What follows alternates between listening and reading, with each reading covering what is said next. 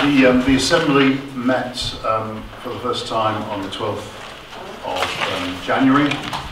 The meeting, as Lewis said, was very well attended and very well participated in by all members of it, and I think it was very pleasing for our first meeting that there was so much ownership and engagement by what is really quite a new sort of body, mixing the elected representatives of three councils together with representatives from employers' organisations and higher and further education.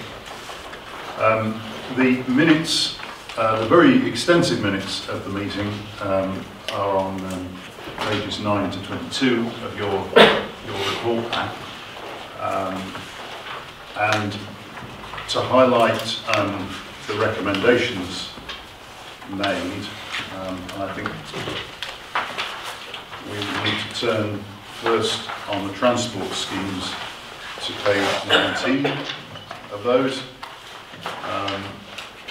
The very lengthy conversation through all of the schemes resulted in a recommendation to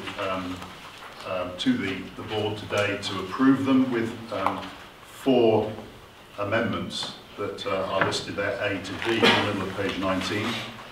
And the effect of those, I think, can best be summarised by looking at page 25 of your papers, which shows the recommended schemes after amendment by the Assembly, and the comparison is with page 29 of your papers, which is basically the raw material that we started with, and so you can see the difference between the amended and unamended versions there. And I'm happy to answer any questions on those amendments, in as much as there are any. I would like to say that we did get some questions and some discussion about the status of the schemes that were in front of us, and that relates to the question that Richard Taylor just asked. We made our recommendation in the light of a need to approve the need for a scheme on Route X or Route Y, and on the value of the potential benefits of a scheme on Route X or Y, sufficient to suggest that the officers should go the next stage to work up a detailed scheme. There were obviously in an Assembly group of people like that mixture of views about what schemes should look like.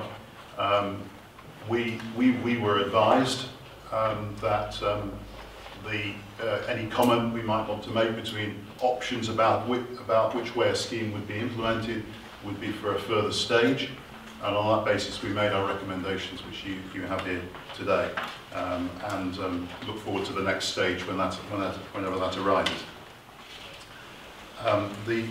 The next area that we considered was on the item funding of the City Deal non-project costs, where we recommended, as had been recommended to us, with the rider that the period pending a detailed budget being approved, there should be a cap of £150,000 expenditure. And finally, we received a presentation on housing delivery from Cllr, which members found interesting, but asked to return to discuss at their next meeting. But I think that's all I'd like to say. The draft minutes are really very full, and I think it explains everything.